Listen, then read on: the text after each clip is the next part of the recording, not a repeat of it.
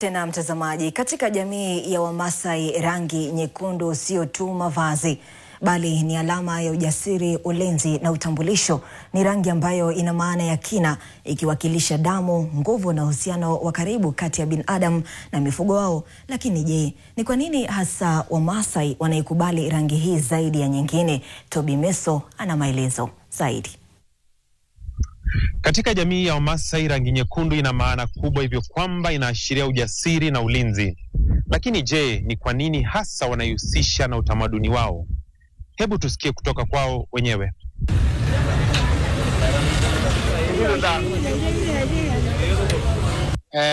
Sisi tunapendanga nguo nyekundu kwa sababu kuna sababu wa kimila. Hii unaona Wamasai wanavaa shuka nyekundu. Zamani sisi tukisaliwa tulikuwa tunakunywanga damu. Ng'ombe inadungwa, unapatiwa damu. Kwa hivyo tumelelewa kitu inaitwa damu. Sana sana damu na nyama. Sasa ndio tumependa hiyo rangi ya tukue na shuka ya Kimasai.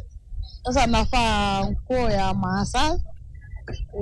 Shuka ni muhimu sana kwa Kimasai ya kimila. Nafaa shauri ya Masai napenda kimila kabisa. Napenda hiyo hala. Masai napenda tu hiyo hala. Napenda kabisa. Sisi ni Wamasai, hiyo ndio mavazi yetu. Na Wamasai sisi ni wafugaji. Tunafuga ng'ombe. Na hiyo ndio mavazi yetu. Na hii kalare inakaribiana na ng'ombe.